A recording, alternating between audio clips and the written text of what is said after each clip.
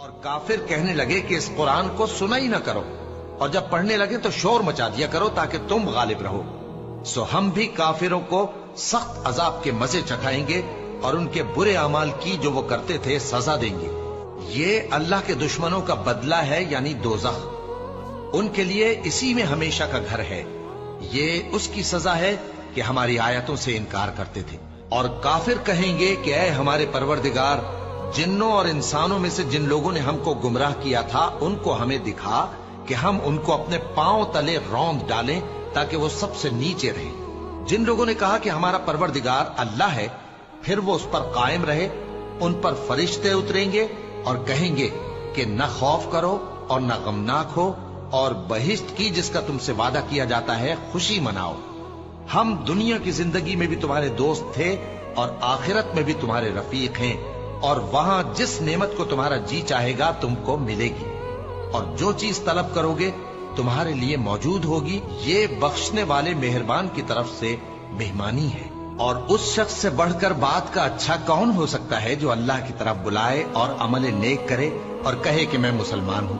اور بھلائی اور برائی برابر نہیں ہو سکتی، تو سخت کلامی کا ایسے طریق سے جواب دو جو بہت اچھا ہو۔ ایسا کرنے سے تم دیکھو گے کہ جس میں اور تم میں دشمنی تھی وہ تمہارا گرم جوش دوست ہے، اور یہ بات انہی لوگوں کو حاصل ہوتی ہے جو برداشت کرنے والے ہیں، اور انہی کو نصیب ہوتی ہے جو بڑے صاحب نصیب ہیں۔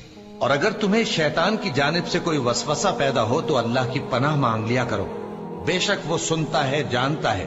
اور رات اور دن اور سورج اور چاند اس کی نشانیوں میں سے ہیں۔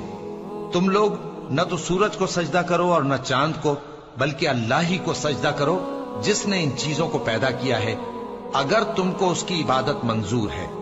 پھر اگر یہ لوگ سرکشی کریں تو اللہ بھی ان سے بے نیاز ہے، کیونکہ جو فرشتے تمہارے پروردگار کے پاس ہیں وہ رات دن اس کی تسبیح کرتے رہتے ہیں اور کبھی تھکتے ہی نہیں۔ اور اے بندے، یہ اسی کی قدرت کے نمونے ہیں کہ تو زمین کو دبی ہوئی یعنی خشک دیکھتا ہے، پھر جب ہم اس پر پانی برسا دیتے ہیں تو وہ شاداب ہو جاتی اور پھولنے لگتی ہے۔ بے شک وہ جس نے زمین کو زندہ کیا وہی مردوں کو زندہ کرنے والا ہے، بے شک وہ ہر چیز پر قادر ہے۔ بے شک جو لوگ ہمارے احکام سے انحراف کرتے ہیں وہ ہم سے پوشیدہ نہیں ہیں۔ بھلا جو شخص دوزخ میں ڈالا جائے وہ بہتر ہے یا وہ جو قیامت کے دن بے خوف ہو کر آئے؟ تو خیر، جو چاہو سو کر لو، جو کچھ تم کرتے ہو وہ اس کو دیکھ رہا ہے۔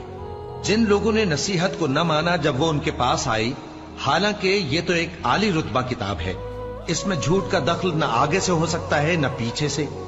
یہ کتاب حکمت والے، خوبیوں والے کی اتاری ہوئی ہے۔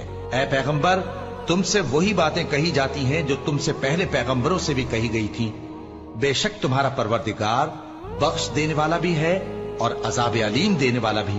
اور اگر ہم اس قرآن کو غیر عربی زبان میں نازل کرتے تو یہ لوگ کہتے کہ اس کی آیتیں ہماری زبان میں کیوں کھول کر بیان نہیں کی گئیں؟ کیا خوب کہ قرآن تو عجمی اور مخاطب عربی۔ کہہ دو کہ جو ایمان لاتے ہیں ان کے لیے یہ ہدایت اور شفا ہے، اور جو ایمان نہیں لاتے ان کے کانوں میں گرانی یعنی بہرا پن ہے، اور یہ ان کے اندھے پن کا باعث ہے۔ ان کو گویا دور کی جگہ سے آواز دی جاتی ہے۔ اور ہم نے موسیٰ کو کتاب دی، پھر اس میں اختلاف کیا گیا، اور اگر تمہارے پروردگار کی طرف سے ایک بات پہلے نہ ٹھہر چکی ہوتی تو ان میں فیصلہ کر دیا جاتا۔ اور یہ اس قرآن کی طرف سے بڑے بھاری شک میں پڑے ہیں۔ جو نیک کام کرے گا تو اپنے لیے، اور جو برے کام کرے گا تو ان کا ضرر اسی کو ہوگا۔